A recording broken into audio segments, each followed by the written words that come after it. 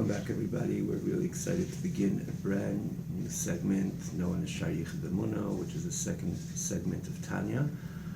We spoke about this quite a few times. Tanya, in the whole Sefer, there's 5 segments. Likutei Amorim, which is really when you say Tanya, it's usually referring to Likutei Amorim, usually. But then in the same Tanya, there's the Shari Yichud, which we're Bez Hashem starting at this time, and then there you get us HaKodesh, you get us HaTshuva, you get us HaKodesh, and Kuntra Sachin. And Bez Hashem, we'll talk about it when we get there. But, so, those of you recall, we concluded Messiahim, we concluded the final, the entire Likutei Amorim, with the final class, in the last class, final lesson in the last class, naturally, it's definitely something which was exciting again, as we mentioned, not on a personal level, but it's a siyum, like someone Messiah Masechta. It is something that is reason to celebrate again, not a personal celebration, but it was something very grand that we were able to finish the entire Likutei Amorim, the Chazdei Hashem, the grace, the kindness of the Almighty. So we begin now the second segment called the Shar HaYichud Ve'emunah. We'll just mention those who, especially for the newcomers, but always, you could always, wherever you see this class, the original class is on the tanyaonline.com website, tanyaonline.com, which is easy to follow, as we note, time and again, it's easy to follow. The website is set up in a way that you can follow the classes with as a separate as a separate scroll bar with the text. In other words, it's totally separate than the video itself. Also, you have easy access to all the previous classes, entire Likutei Amorim for that matter, and it comes up in the same fashion. So let's all learn Chassidus at this site, any other site, any other way you're going to learn Tanya. It's as we mentioned last week when we were Messiahim Likutei Amorim, we concluded Likutei Amorim, and we mentioned this as well a few times throughout. That is that perfect manual to life, to all the different challenges, obstacles, bumps, if you will, ups and downs of life. This is the Tanya, if you want to categorize it. So much to speak about, or so much to identify and describe what Tanya really is, and nor am I the one to say the exact description. This is Kodesh Kodashim, but if we want to put it in a way which would extract the enormous value of this study, is that one has the ability to use a perfect manual as he navigates through the Chaye Hayemim, in others through life, day by day, week by week, month by month, Larichus Yamim B'Shanim Teves. So this is like I say, if you want to use one word which would tell us really the enormity of this work, that it's the perfect manual. As we mentioned last week, there's, you get a machine, you can get a mediocre manual, it gets you through, gets you by, it does, a little bit doesn't in crucial times and points. And you think you're getting by. When you have a perfect manual, you have the ability at least. Now it's your choice to use the manual, but you have a perfect manual in order to deal with every single issue, spiritual, physical, and so on and so forth. So again, we spoke about this last week when we made the siyum, and we begin the Shari Yichud Ve'emunah, which is a very unique segment. A very unique segment. Shari Yichud Ve'emunah literally translated the gate to oneness, unity, and faith. And I will just say that it's a fascinating study, Shari Yichud Ve'emunah. It's fascinating information. It's like really a gateway, it's truly a gateway into the oneness of HaKadosh Baruch Hu. It's entering into that Shema Yisrael, Hashem Elokeinu Hashem Echad, so we can say it, we could have a sensation, even a bit of a sensation of it, dance with it, preach with this Hashem Echad, the message of Hashem Echad. But there's entering into the Shar, it's the entering into the Achdus Hashem, literally coming face to face with HaKadosh Baruch Hu. I can't say it better, because when you learn Shari Yichud Ve'emunah, it could be a miracle that you're able to stay intact, to go about life without exaggeration, The Alter Rebbe puts us panim bepanim, face to face with Hashem, with the Amitis Hashem, not only as it's written or it's kind of a description somewhat. It literally puts you face to face with the Achdus Hashem. It puts you face to face with Hashem in a way that, if you really learn it well, thoroughly, you're in a different plane. You're literally within HaKadosh Baruch Hu. You're able to sense that, and beyond sensing that, this is where you are. So I say it's a miracle. Just it's in the same spirit of the famous story, the famous saying of the Baal Shem Tov. We mentioned as well quite a few times. The Baal Shem Tov said that when a person should virtually recite the Birchat HaGomel, the bracha of HaGomel, which one recites after experiencing a miracle, right after davening every single day for that matter, he said. And the reason, he says, if you really davened, if you exercised the real tefillah, and you were able to sense that panim bepanim with HaKadosh Baruch Hu, so you were really standing face to face with HaKadosh Baruch Hu. And beyond that, you'll be able to consume into the oneness of HaKadosh Baruch Hu, which that's really the idea of davening, and that's where there's the success of davening. It doesn't mean the entire 45 minutes you give to davening. That's the entire 45 minutes you're there. But between the 45 minutes within the of davening, even if you have a few moments or even a few seconds for that matter, you're able to lose it into the Achdus Hashem. And again, so much more can be spoken about this, again, the experience of davening, but that's what really it is. It's the subsumption of the within the world of unity, of the oneness of HaKadosh Baruch Hu, the panim, and beyond that, the entering into the sensation of Achdus Hashem. How did you come back? How are you able after davening to function normally, even with the holy stuff, often open a Gemara and learn Torah and do mitzvahs and get on even with your day, Mi Beis HaKnesses, like the Gemara says, Mi Beis HaMedrash, to Hanig Be'minig Derech Eretz, to go on with one's work, and so on and so forth, any other occupation. How are you able to do that? You're already there. Nervos, the Baal Shem Tov says, the Eibishter performed a miracle, that he was able to already reconnect you with your conscious day-to-day type of consciousness. In other words, in this which you have to be conscious if it's your learning and if you're going about your day, your life, and so on, that he brought you back. He was mechayim mesim one way or another because you were there already, so you're able to connect to the bodily reality or to the Elam Hazar reality. That's nothing less than a miracle. So Baal Shem Tov says, in essence, we should say Hagayimel every day. Now, he didn't mean to paskin that. There's no such a psak din. He didn't mean that at all.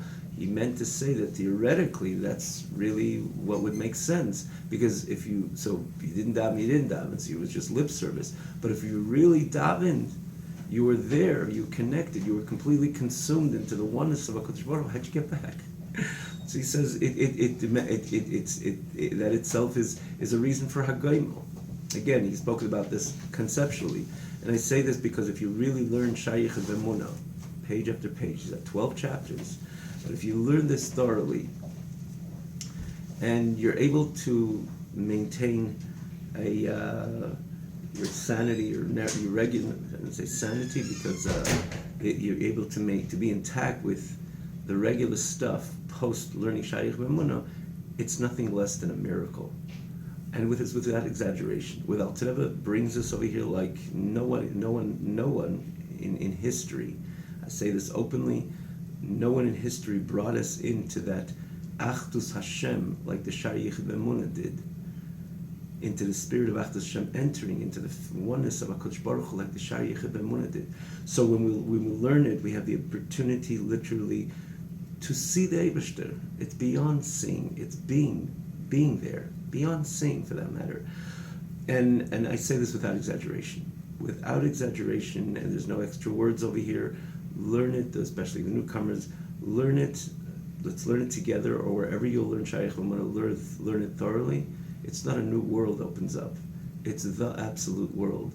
The Emes Hashem La'olam touches down with your Olam Prati and the world, the whole understanding of the connection of HaKadosh Baruch Hu to his world in a very, very different plane, a different level, and a very, very different level. So, This is truly a shar, a gateway to the yichud, becoming to the achdus Hashem, to the oneness of HaKadosh Baruch Hu. And I'm sure the Eibishter will make that miracle for you and for all those who study the Shaykh Lemuna will be able to function normally. It says that the Gemara says the four who entered into the orchard, they were just opened up to new realities, to new insights on the Achdus Hashem. Not everybody made it out. So those who didn't, and then there's those who it affected them and kind of makes sense, if you will. But Hashem will definitely perform the miracle. We will learn it, and it'll enhance our. We're only going to go walk away with a good part, and it's only good. In other words, the Eibishter wants at the end of the day, like Rabbi Akiva, nichnas b'shalom v'yotze b'shalom, because the ultimate objective is to bring about this achdus Hashem le'olam. Not that we should just fly away with it and disconnect with it to disconnect from our reality. To the contrary, to take that achdus Hashem and introduce it into our personal reality, and in the ultimately la'olam, to the entire be'emes Hashem la'olam, to the entire world. That's the objective. That's the goal. And as we use many time bring in many time the famous Parshas Tanchuma. Medish Tanchum rather on Parshas Nasa, Nisava HaKadosh Baruch Hu Lislek Dir B'Tachtenim. HaKadosh Baruch Hu wants a dwelling place. We bring him. This is the basis of our entire Avodas Hashem, so beautifully explained by the Alter Rebbe in the Lamed Vav, Lamed Zayin, and so on. Even Lamed Gimel, he speaks about the fact that a Yid could have his 2 feet on the ground and appreciate this Achdus Hashem. That's also part of a Dir B'Tachtenim. That our familiarity with HaKadosh Baruch Hu, our true, authentic, genuine familiarity, not gizungen, getanzt, the just to scream it out loud, our true, deep, genuine familiarity with HaKadosh Baruch Hu, with our 2 feet on the ground, that's dir b'tachtenim as well. That's making it a dwelling place for HaKadosh Baruch Hu. We're able to recognize the emes Hashem, the achdus Hashem, as we stand with our 2 feet on the ground. That is, one way or another, again, Alter Rebbe there says clearly, that is establishing HaKadosh Baruch Hu, a dwelling place in this physical world. But obviously there's many components, the mitzvahs we do, in other words, taking the physical, elevating it, sublimating the physical to the world, or to the spirit of Achdus Hashem. That's also part of making HaKadosh Baruch Hu Dir B'Tachtenim. And at the end of the day, in this context, that Hashem wants us to go about our life, in other words, bringing Elokus downwards, introducing Elokus, inculcating the message of HaKadosh Baruch Hu in every detail in Elam Hazeh, so not to lose it in the experience.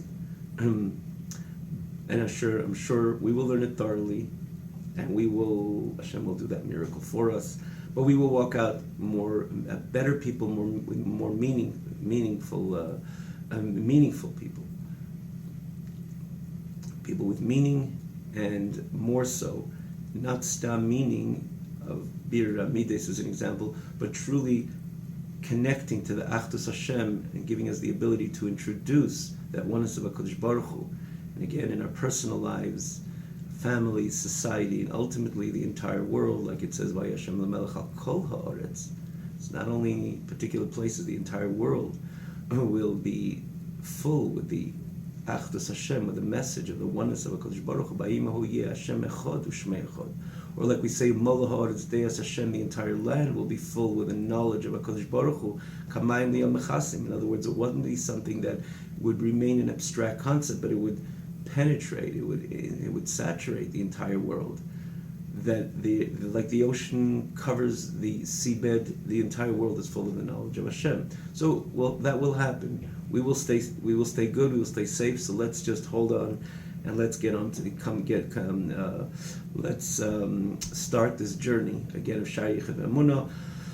To understand just a bit, Alter Rebbe gives a quick introduction. Now there is a unique introduction of the Alter Rebbe himself to this Sharich V'Emunah, but we're just going to starting the Pedic itself. But right before the Pedic, the Alter Rebbe has a line and a half. He says to understand just a bit, and you could all follow. Again, it's on page 152 in the English text, and you could find so many places, or if you have the English text as well, the lessons in Tanya, or if you're following on the screen, you see it again. It's the text with the English translation of lessons in Tanya, but in the original Sefer Tanya, it's on page 152. Lahavin ma'at mizeir. Alter Rebbe begins again this short introduction to understand a bit, but it's interesting. Ma'at mizeir. which means Ze'er is already a bit. What does Ma'at Mizair mean? A bit of a bit. So the Alter Rebbe says, whatever I'm going to tell you right now, and it's indeed revolutionary, the information is revolutionary, as we can testify of the Shaykh Memuna, the Alter Rebbe says, I'm giving you just a bit of a bit, understand a bit of a bit. What it says in Zayar, that Shema Yisrael, which is again, this is the broader message of the Shaykh Memuna, is this, which it says in Zayar, that Shema Yisrael is Yichudi Allah, is the supreme oneness of HaKadosh Baruch Hu, Baruch Shem Kaved Mechos Elam V'ad, is Yichudi Tata. That this, which comes right after the Shema Yisrael, we know, right? We say Shema Yisrael, Hashem Elokeinu, Hashem Echad. Hear, O Israel, Hashem is our God, Hashem is one. And then we don't begin right away, V'ahavtas Hashem Elikecha, right? We add the word Baruch Shem Kaved Mechos Elam V'ad. Blessed is the name of your honor, of your reign, forever and ever, eternally. So this is something which is placed between. The Gemara says the whole reason why we add Baruch Shem Kaved Mechos V'ad, not for now. We know in the Torah it doesn't say that, Baruch Shem. It goes straight from Shema Yisrael to V'ahavta. So so why do we add it again? The Gemara explains why we add it.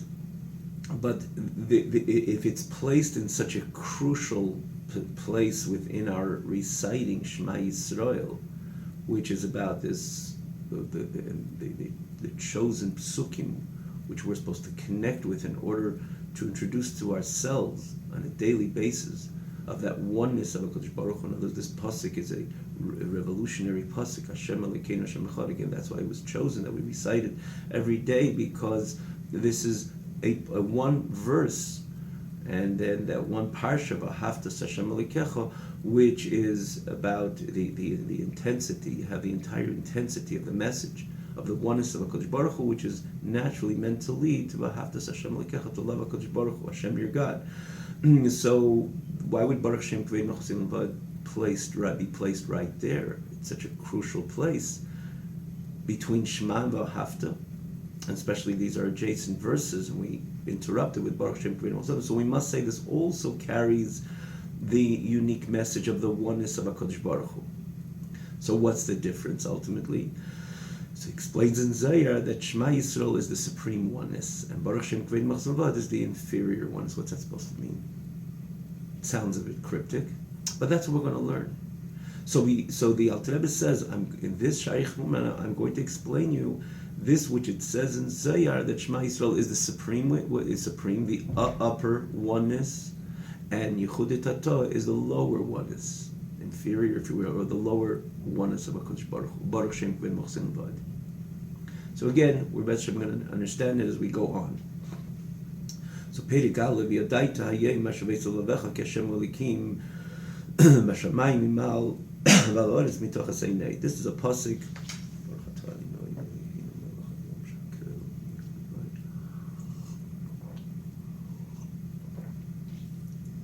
So this is a pasuk, a verse in Chumash Devarim, and this is in Parshas Va'eschanon. Hashem says, "V'yadaitu hayim," you shall know today, but mashavei levecha, and you should not only know, but you should turn it to your heart. Turn the message of what you know inward to your heart. And what should you know? What should this knowledge be, which is supposed to inspire your heart? Ki Hashem Elikim. Excuse me, Hashem Elikim, that Hashem is your God. Hashemayim mimal, in the heavens above, Val ha'oretz mitochas ein eid, in the heavens above and in the land and the world below, ein eid, there's nothing else than HaKadosh Baruch Hu. So says Hashem. This is the pasuk. Shouldn't interfere maybe in the middle of a pasuk, but again, just to move on with this. With the beginning of Shaykh V'Emunah. So again, the Rebbe quotes a pasuk that B'yadaitu Hayim, you should know. Then you should bring this to your heart, that Hashem Elikim, Hashem is the God, the heavens above and in the earth below, nothing else on HaKadosh Baruch Hu. End quote. So the tzarich l'havim, you have to understand as we learn this pasuk. V'chisala al daitoch sheyesh Elikim nishar bar mayim mitachas la'oretz shetzarich lahazir kol kach v'sheiveisa l'vecha. Would it dawn in anybody's mind that there's another God or another deity in the water under the earth that the pasuk has to make us aware and carefully make us aware. Lahazir really means to warn us, or to point this out, starkly point this out. Turn your heart to this, that you shouldn't think that Hashem is only Bashamayim Mimal, like we say, Eibishter as an example, that He's in the heavens above. But you should know, Val'oretz Mitachas, on the land, but Mitachas means under the land, which is even the water, which is Mitachas La'oretz, even though the Yesod of Oretz is lower than the water, but when we think about the water, in the way the water is positioned, it goes deep under the earth. So we shouldn't think that in the water there's another deity, theoretically, that the pasuk has to come tell us, and the pasuk has to come forewarn us and say, hey, don't think there's another energy in the water below the earth. It's all Hashem Elokim. Why would I think so? If I have that clarity of HaKadosh Baruch Hu, that He's B'Shamayim Imal, I would say that He's Baras Mitachas as well. Asks the Alter Rebbe. So with this, the Alter Rebbe goes on, and he brings in, introduces a pasuk in Tehillim, and a pirush of the Baal Shem Tov on that pasuk. In Iksiv, it says, La'olam Hashem, and he's going to naturally get back to this question. So in Iksiv, it says, La'olam Hashem Navvar Chanitzu B'Shamayim, that you, forever is your word, firmly standing in heavens. End quote of the pasuk.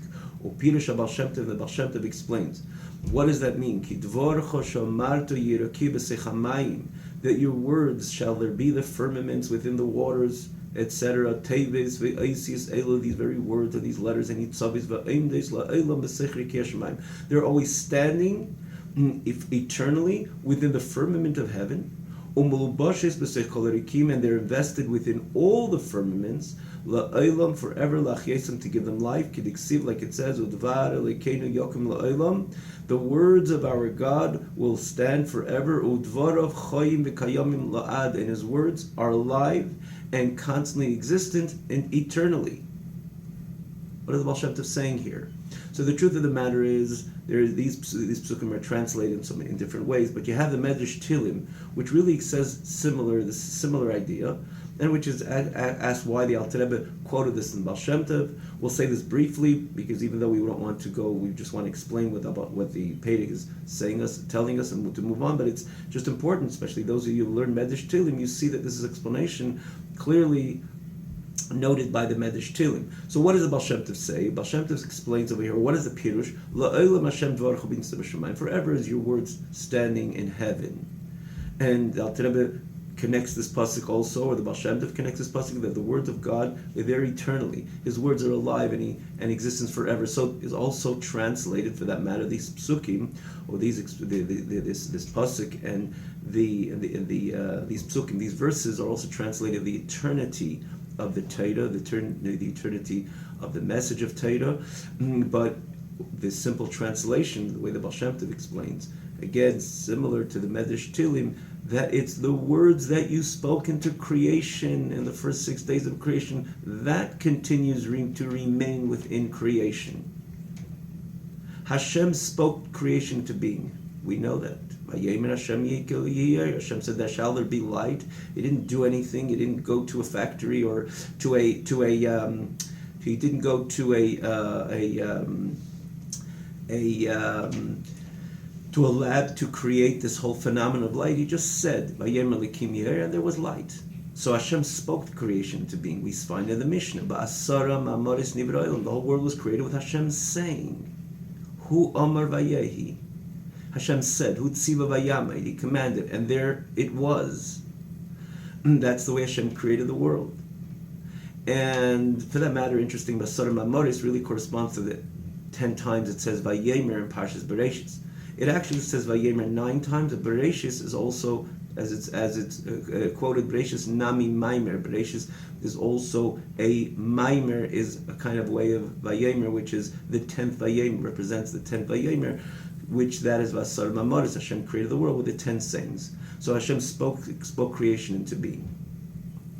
So one would suggest that Hashem created the world in 6 days, right? There's the Seisheshis Yom Mas Hashem as Shemayim V'Aretz. It's a clear pasuk. And after that, He didn't create the world. He created in the first 6 days of Bereshit, of creation rather. And then came Shabbos. Hashem so to say, metaphorically, naturally, or kaviyachol, any way you say it. Torah says we shouldn't say metaphorically. Hashem says he rested, whatever that's supposed to mean. And then the world goes on. So one would suggest, yeah, he invested those 6 days with creation, and then invested himself those first 6 days of creation in order to create the world the way we see it. And then he's doing other things. For that matter, he is doing a lot of things. The Gemara says, what is Hashem doing from the days after he concluded creation? He says, is mizavik zevugim, is making shidduchim, believe it or not. That's what the Medrash tells us. And naturally, he has a lot of stuff to do, right? Hashem is Hashem, and Hashem is whatever happens is all coming from Hashem. But creation itself is clearly the investment with creation is clearly as documented in Parshas Bereshis, and that Hashem created the world in 6 days, and then later repeated, Ki sheishis yomim as Hashem es hashamayim v'sa'aretz. So one would think that Hashem created 6 days. The world stands as it is, based on the investment of HaKadosh Baruch Hu then. And nothing does Hashem have to do beyond that. In other words, once Hashem created, it's just there because it's there, because why is it running away? If Hashem created the heaven, so he invested his energy in order to create heaven, and there was the heaven, and that's it. He walks away from heaven, so to say, metaphorically speaking, the heaven's still there. He created it. Where is it going? And so too, if he created the firmaments, and if he created the land, if he created that stone, he created it by 6 days of creation. That's enough. He doesn't have to continue to create it. It's created already, so it's a stone which will last forever. Yeah, there's stones, usually the average big stone that you see, or a stone that you see, it's sitting there from the beginning of creation. So one would suggest that Hashem doesn't have to be again involved in the entire creation, every detail of creation for that matter, because that's what he did. He created the world in 6 days. And the world is not going anywhere. You don't even have to bring someone to repair it because Hashem created it. In other words, to repair that stone, to rebuild it or something. Because of Hashem, it's God created. It wasn't man-made. Particular company with its faults and follies and weaknesses as the condition of the mortal human being. It's God who created the world. So the world pretty much is firm because it has the divine energy which allowed it to be in a particular style, image, and nature that it is, and that's what it is. That's where it's there to stay. Why not? It makes perfect sense. Comes the Baal Shem Tov and points out, and again, similar to the Medrash Tilim says, the Pasuk says, no, it's not at all like that. Lo olam Hashem dvarcha nitza b'shamayim. The words, your dvarcha, your words, those sayings to which you infused into creation, which created the world and all the details which comprise of Olam Haza, and for that matter, all the world, but even focusing on Olam Haza, that is still there, and that stays and needs to remain to vitalize. He starts from heaven, Bashamayim, all the firmaments, but that includes every detail of creation. It's not that Hashem created and walks away. Hashem has to constantly create all the elements, and again, Olam Haza, and every detail within Olam Haza on a constant basis. And if Hashem will pull back that energy which he invested in the first 6 days of creation, not that it would fall apart, decay, it would just simply disappear. It would end up, reach a level of nothing, no thing at all. Return to total nothingness as no thing at all. And the only reason why you see that stone, because Hashem is continuing to pump in that very energy that he invested in those 6 days of creation. He continues to re-energize that stone, and that's why the stone looks exactly the way it is, and is the stone the way it is, because for Hashem pulls back the energy, the stone would literally disappear, return to utter nothingness. That's the meaning of the word la'olam. It didn't stop by the 6 days of creation. So what's so unique about the sixth day of creation? It's not a question, because that's when Hashem established the world the way the world was meant to look. But then after that, la'olam, forever, Hashem dvarcha, your words continue to be and be imbued into that very creation. He says Shamayim, heaven, referring to the firmaments, but it refers to all of creation, and that's why they exist the way they exist. And this is the meaning of the words. Those very letters. What letters? What words? But we know that that's the way Hashem created Olam. By Yemer Hashem. When we say Basar Mamoris, Hashem said these words, Yehi Rakia, or Yehi Or, those words are the very energy, those letters, the combination of the word Yehi or itself, the way the Aleph and the Vav and the Reish, they were invested then, coming from Hashem, and that's what created the phenomenon of light or anything else that Hashem uttered. So that very energy coming from Hashem, which created then the light, they are still standing in the light, in the heavens, in the rakia, in the earth, in the grass, in the very blade of grass, and in everything associated with Hashem's creation. This which brought it into being in the very beginning, that energy continues to stay, and continues not only to stay, continues to vitalize these very creations. This is the way the Medrash Tilim, and again the Baal Shem Tov explains this pasuk, and again he connects it with Dvar Elokeinu, the word of Hashem, Yokum Laila, Udvar of Hashem's words. What words? Those same Asar Mamoris, they're Chaim B'Kayam La'ad, they're alive and they're existent eternally. They never went away after the 6 days of creation. They constantly remain there to bring everything into existence every single moment. And if the moment Hashem doesn't repump, so to say, that energy into creation in its entirety will disappear. And if it's in the creation in its entirety, or that particular nivra, created being, if Hashem pulls back the energy, doesn't continue to pump this energy, which is similar to the energy which created in the onset, it would disappear completely, return to complete nothingness. Udvar of Chayim Kayam La'ad. Because if these letters would be removed even for one moment, it would go back to its source. What is its source? Hashem, because He's the one who uttered these words. So the source of these words of HaKadosh Baruch Hu, those words went back into their source, which is HaKadosh Baruch Hu, Kol HaShamayim, Ayin, Ve'efes, Mamash, V'hayu K'lo Yuklal. The entire heaven would become completely, he says heaven because that's the word refers to everything, but he's referring to the quote of the pasuk, Bashamayim, Hashem Bashamayim. So he refers to the heaven. He says the whole heaven, the firmaments, would completely come back to a state of nothingness. V'hayu K'lo Hayu, and they would cloud, not like a little different, broken, somewhat misconfigured or so. No, it would return to a state of nothingness as nothing at all. Exactly the same way as before Hashem uttered the words Yehirakia. What was there? Was there any firmaments? Was there any, so to say, a plan, so to say, a drawing of firmaments? And maybe Hashem just gave it that last push. It should really become the Rakia, the heaven, the way we know it. No, there was nothing there before Hashem said Yehi Rakia. Nothing at all.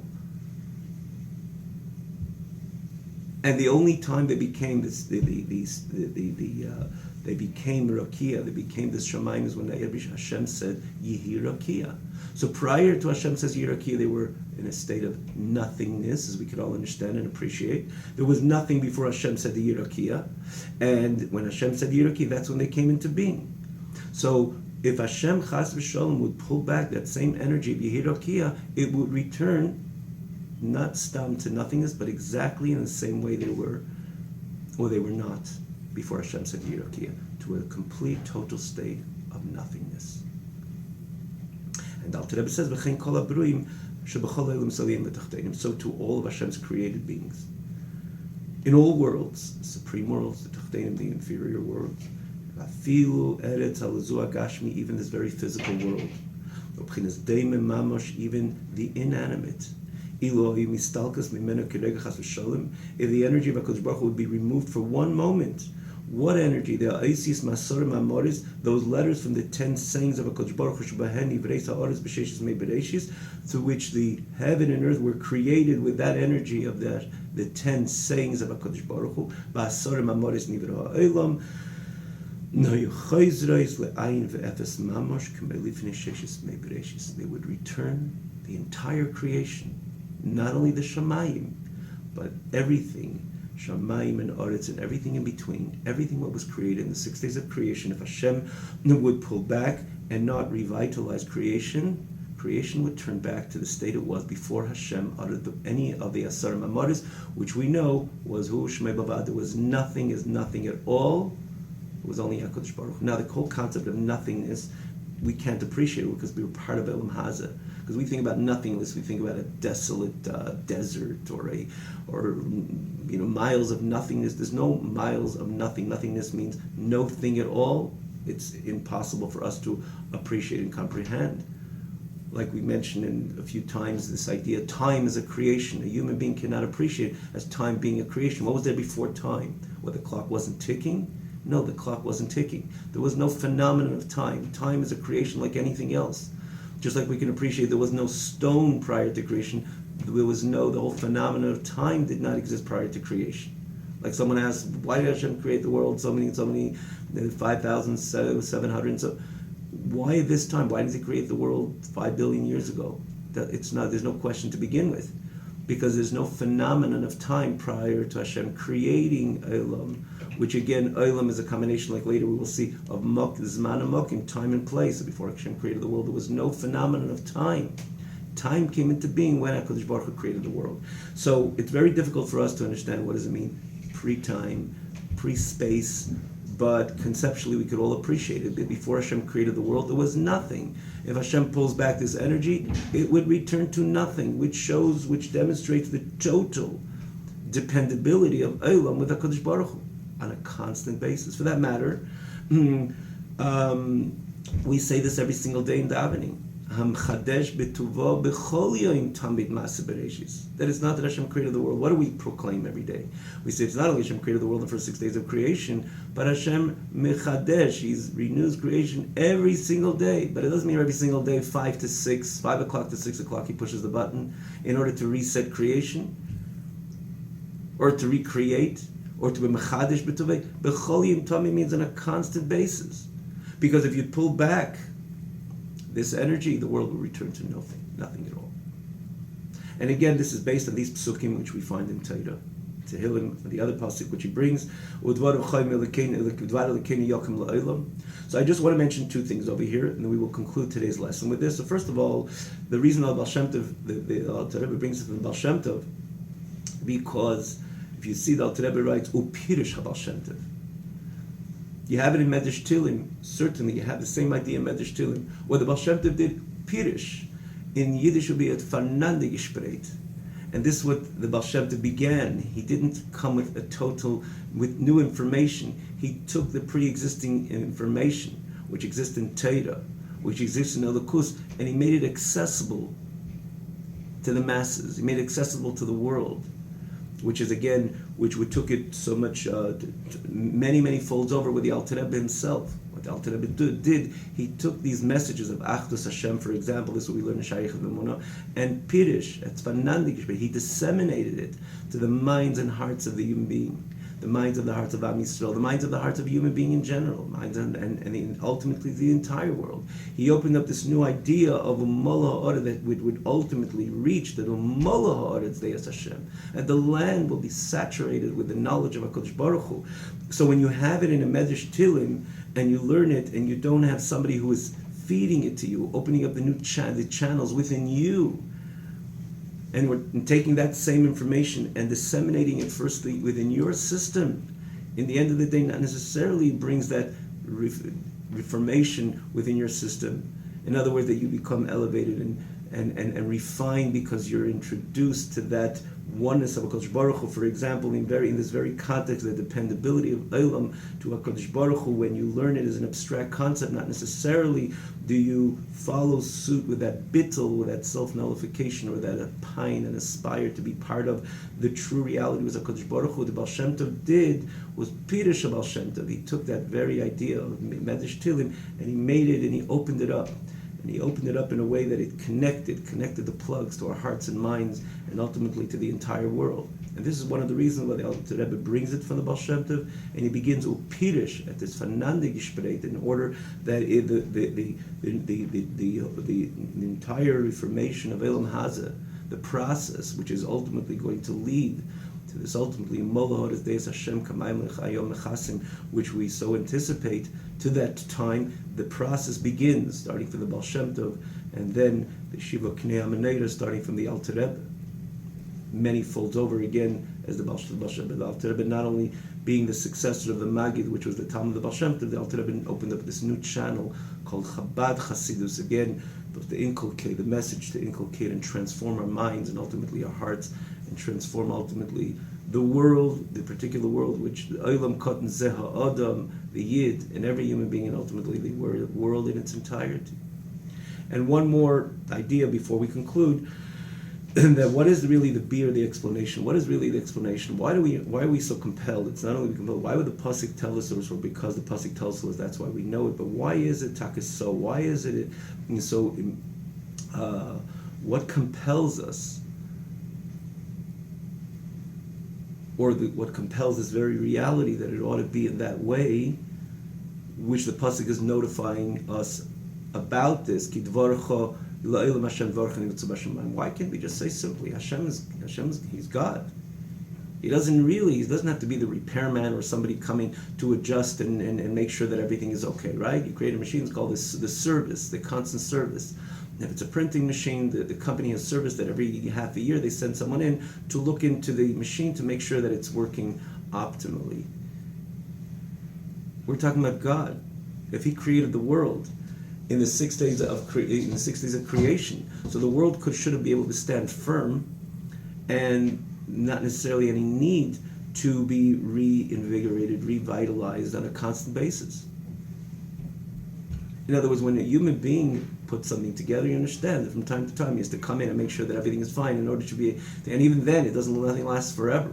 But we're talking about HaKadosh Baruch Hu, which is Ein Sof, which is infinite. So if He created a world, the world should be able to withstand it from after the 6 days of creation without HaKadosh Baruch Hu, the need for HaKadosh Baruch Hu to be Mechadish B'chol Yom Tavin Ma'aseh V'Reishis, to constantly revitalize the Eilam. Why is it so? Which the Pasuk again is notifying us that it is so.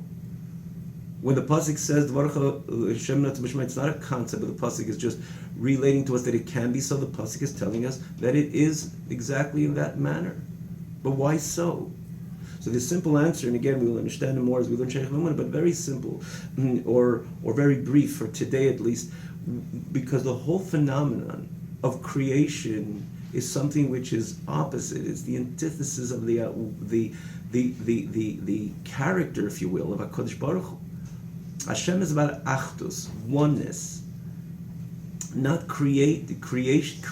Even in being a creator is a yerida for HaKadosh Baruch Hu. It's a great descent for HaKadosh Baruch Hu, like the famous Ramak said, Leiza HaKadosh Baruch Hu Shubayra Eilam. The whole idea that the Eibush becomes a bayre, a creator of what? A creator of Eilamis. Remember the Gemara says about Eilamis, worlds? And the Gemara says, why is it called Eilam? Because it's Meloshin Helam V'Hester. It covers up, it conceals over the reality of HaKadosh Baruch Hu. It conceals over the message of Hashem Echad. And it's all the Eilamis, even the supreme Eilamis, which they're all about demonstration of Elokus, but in the end of the day, it's an Eilam. It's a world which conceals and obscures the true Achdus Hashem, the infinity of HaKadosh Baruch Hu, the Ein Sof of HaKadosh Baruch Hu.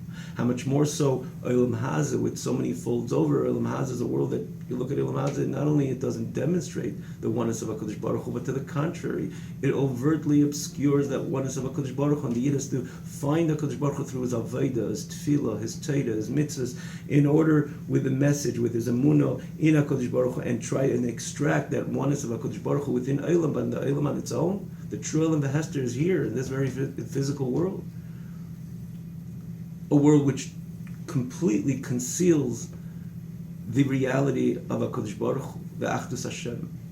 So HaKadosh Baruch Hu creating an Olam is just such an opposite expression of that oneness of HaKadosh Baruch Hu. There's so much more to talk about that, the contrast, the far contrast, you can't think of anything more extreme than HaKadosh Baruch Hu Ein Sof, the pshitas of HaKadosh Baruch Hu, the oneness of HaKadosh Baruch Hu, and the whole phenomenon of divisiveness, or an Olam, again, Olam Lashon Hesed, Mahel and Vesta, but namely you see how it comes to its full expression, Dafka in Olam Haza, Gashmi, this physical world. A world which again denies on its own that oneness of HaKadosh Baruch Hu. So HaKadosh Baruch Hu is creating something which is the antithesis of who that HaKadosh Baruch Hu is. And for that very reason, HaKadosh Baruch Hu has to constantly be Mahava Mechayim Mekayim. Because if not, it would return to nothingness, because it's just the whole idea that it's there, it's just so opposite than the way things were really prior to HaKadosh Baruch Hu created the world, and even now. Hashem Echad U'Shmei Echad, from the perspective of HaKadosh Baruch Hu, there is no Eilam. Like we say every single day in Daveniyatu, Kedim Shnivar Eilam, Atu Me'acha Shnivar Eilam. So the oneness of HaKadosh Baruch Hu Be'etzim is present. So when you have something existing, something so opposite than that emes, which is the Achdus Hashem, HaKadosh Baruch Hu needs to revitalize it every single moment and say, I have a reason why you're there, and therefore I'm going to turn the wheel again every single second to pump in this energy to create something which Be'etzim is not, you can't say it's not meant to be, but one thing it's clear, the makeup of Eilam is the mere diametrically opposite message of El Hashem Echad.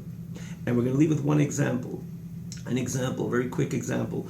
You take something, everything as we know by nature gravitates downwards. For example, let's take a ball. Take a ball, put it in your hand, open your hand, it's going to gravitate downwards, it's going to fall downwards. And for that matter, everything. The exclusion of fire, as an example. So then you want to take the ball and establish within that ball something which is opposite than its very nature. So what are you going to do? Usually it falls down, so you're going to throw it, you throw it upwards. And obviously that ball, you throw a ball upwards, it's going to fly upwards. But you notice that is as hard as you're going to throw it, and that's how high it's going to fly. Eventually you will see the ball slow down, and eventually drop exactly the way any other ball drops and gravitates downwards, just like you hold a ball and you open your hand. What happened? What happened was that nothing changed within the ball. It didn't become an absolute flying ball because you decided to throw upward. It has the same nature, to gravitate downwards. What you did is you infused into the ball a certain energy which would throw it, which would take it to a position opposite than its very nature. But you notice the moment that energy that you infused into the ball dissipates, it will slow down and it'll fall down straight to the way it was, or its original nature of gravitating downwards. Why didn't it become a flying ball? If you decided to throw it upwards, and it did go upwards, why didn't it become a flying ball absolutely without coming down? The answer is because the nature of the ball always remains the same. The nature of the ball is to remain down, to gravitate downwards. What you did something, you infused into the ball something which is opposite than its nature. And therefore it went upwards. But because it's so opposite than its nature, it slows down, it would come to a stop and go down, gravitate back to it. And it gravitate downwards based on its original nature. Because what you were doing, you were pumping in energy which established, so to say, for the time being that the ball went upwards, opposite than its very nature. So it's not like you threw it up, now it becomes a flying ball. No, it doesn't. Because its nature is to gravitate downwards. And the same thing when we're dealing with and therefore, if you want to throw it, that it should go even higher, you have to put more energy in it. Why do you have to put more energy into it? Or the whole idea of it ascending on high, upwards, instead of gravitating downwards, is because you infused a certain amount of energy within the ball to fly upwards. But because even as it's flying upwards, it's opposite in its very nature, so the reason why it's flying upwards is because because the energy you pumped into the ball, but it didn't become a flying ball, because its nature, it was maintained throughout. And so too, naturally, if you will, it's not a correct word because naturally is after HaKadosh Baruch Hu created the world. There, you could justifiably say the word naturally. But let's use the word naturally for a lack of a better choice of word, naturally there shouldn't be a world. Because in the face of Achdus Hashem, where do you have the idea of Helam V'Hester? Where do you have an idea of Olam, especially an Olam like Olam Hazeh HaGashmi, which obscures the message of Hashem Echad? So naturally there should not be a world. And when HaKadosh Baruch Hu decides to create a world, Kaviyachul, it's going against not only his nature, against the way things are naturally supposed to be or not supposed to be. And so when HaKadosh Baruch Hu would stop pumping in the energy similar to the energy which is in the ball, which makes it fly upwards, if HaKadosh Baruch Hu would seize the revitalization of creation, everything would go back to a state of total nothingness. And therefore, if HaKadosh Baruch Hu wants the world to continue to exist, he continues to pump in his energy. He says, I want you to exist, I want you to exist, I want you to exist. And that's what becomes default, similar to the reason why the ball is going upwards, opposite in its nature, is because the energy which is infused into that rising ball. And this is also something we can appreciate why, not only why the Pasuk tells it to us. The Pasuk tells it to us because that's the way it is. But what's the logic behind it? The answer is because the whole idea of the Olam is just a chidush. And if it's a chidush, HaKadosh Baruch has to be mechadesh betuvei b'chol yom tamid ma'aseh bereishis. Have a wonderful night.